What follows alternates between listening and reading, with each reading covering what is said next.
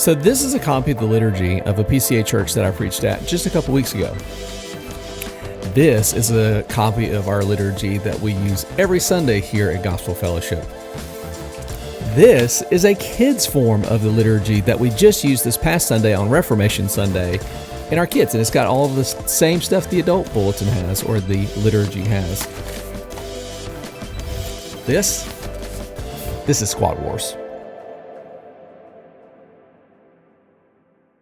Hey guys, welcome back to the Reformed Youth Guy podcast. My name is Christian. I am your Reformed Youth Guy, and today we're going to talk about liturgy. Well, kind of. I think liturgy maybe is a little bit too formal for youth group, so let's just call it order of service, or, how you're organizing your youth group gatherings. This was one of the things when I first came into the Reformed Church as a youth director. I had done this for several years in a different denomination, that in a tradition that did not have as much formality. And it's not to say that in my former years that I didn't take the Word of God seriously and that I didn't take our meeting time seriously. I did. But my mindset now, or at least when I first moved into the Reformed Church, was kind of hectic. I was like, man, what in the world does a Reformed youth group look like? What is going on? Like, what is going on? And because honestly, it wasn't even something that I thought about. And so I immediately went to scour the internet. I looked on YouTube, Google, everywhere I could try to find something. Okay, just somebody help me, please. What is a Reformed youth group? And I literally Googled that phrase was first thing. What is a Reformed youth group? And you get back a bunch of different stuff. Nothing that was particularly helpful. There was one guy on YouTube from several years past that had recorded some of their youth group meetings, and it was kind of helpful, and he had just kind of a typical order of service, and it was reassuring, I guess you could say, but he didn't give any commentary or anything to kind of let us know, how he structured his youth gatherings or anything like that. So I thought today this would be a good chance for me to maybe explain what it is that we do at Gospel Fellowship in our youth ministry. And then I want to turn it over to you. What are you doing in your youth ministry? Do you have a formal order of service? Do you walk through like a planned set of, this is when we're going to read the scriptures. This is when we're going to, blend a bunch of food together and see if one of the teenagers will drink it. Do you have that kind of liturgy? Let's see. So again, this is a copy of a handout that I give to my squad leader. So I guess I should tell you, at Gospel Fellowship, with our youth ministry, we do something that's called Squad Wars. It's a small group model. So what we did is we divided all of our kids into 4 different squads, basically to put them in a small group, I guess you could say. And those squads have a married couple as the leader. And here is a copy of the Black Beatles bulletin, I guess you could call it, or youth group liturgy.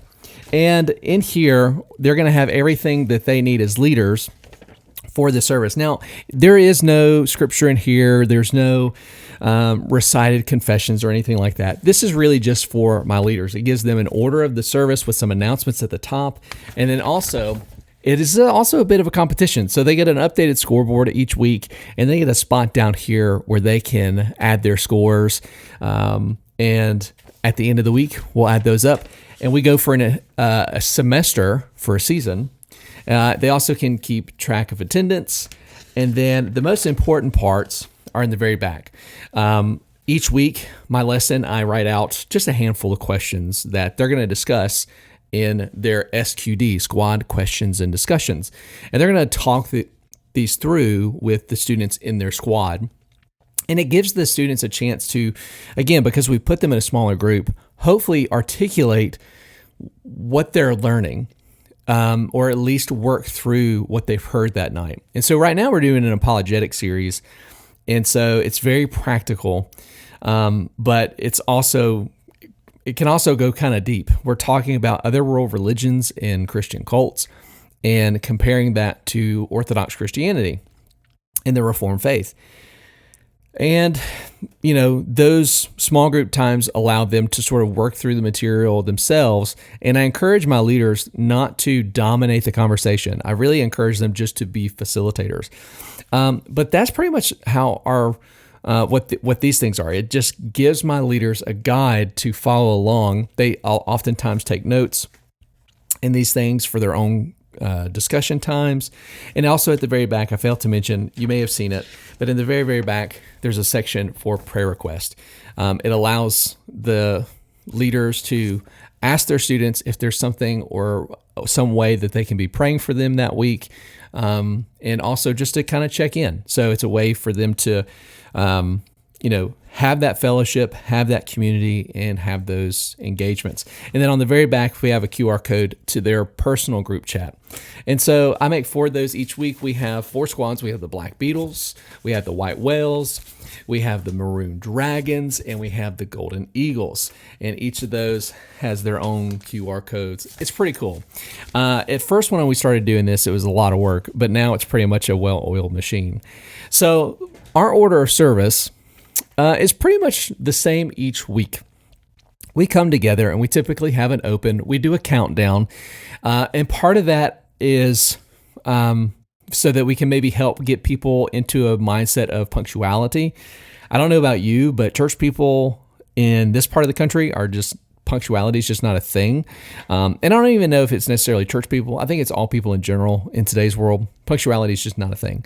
So we do a 5-minute timer and it counts down, and then we start with announcements and we do an icebreaker or 2, and then we have a couple songs for worship. We have a group of our students that get up and they lead us in a couple different songs, and then we have our lesson. And I will probably teach for maybe 20, 30 minutes tops. I try not to go too long so as to maintain their attention and not lose anybody.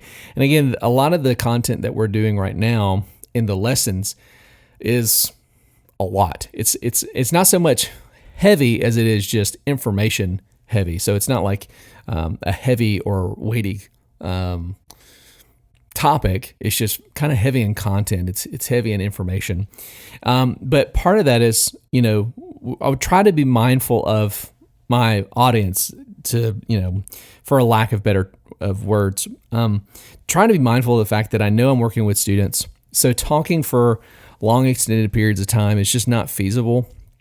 And I also, in my talks, I use media. I use a slideshow that I create where I'm, interjecting with, different images and things to kind of keep our students' attention. And that part is a lot of work, but it's a way of, again, I have to understand my audience and know who I'm talking to, and I'm just trying to maintain their attention. So I think about those things when I'm curating the lessons and working through the different slides.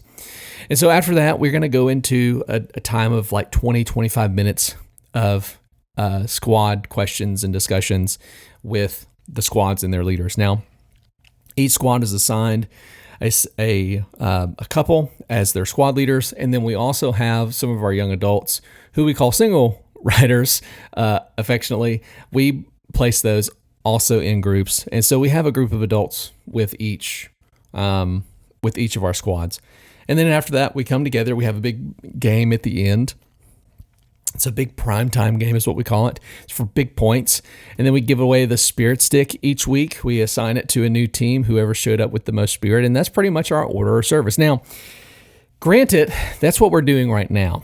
It may not be what we do forever, but it's what we're doing right now. So what are you doing? What is your order of service? Are you guys following a set time schedule like this where okay, it's 6:30, the 5-minute countdown starts now, and okay, it's 7:00, so praise and worship starts by now? Like, are you following that? Or is it maybe more free flow? Which is okay, I think, to each their own. But I would be thinking, how can I better organize and utilize the time that I have with my students each week? Because you do only get, but maybe 2 hours. If you're lucky, you maybe get maybe 2.5, 3 hours if you get them in Sunday school on Sundays. So how are you utilizing your time? And I think something like this, maybe not this extravagant or detailed, but having just sort of a basis for which you organize your time together so that you know that you're using your time wisely, that you're not wasting your time or their time. It also helps to be organized.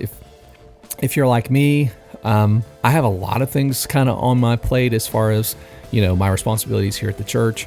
I'm also currently working on my master's in seminary and so many different things. And I'm a husband and so many different things that are going on. And this is a good way to manage your time better. And also make sure you get the most out of the time that you get with your students. And it also is really helpful if you have volunteers, because you can give this to your volunteers. Say, hey guys, this is what we're doing this week. And we meet 10 minutes before and 10 minutes after each service.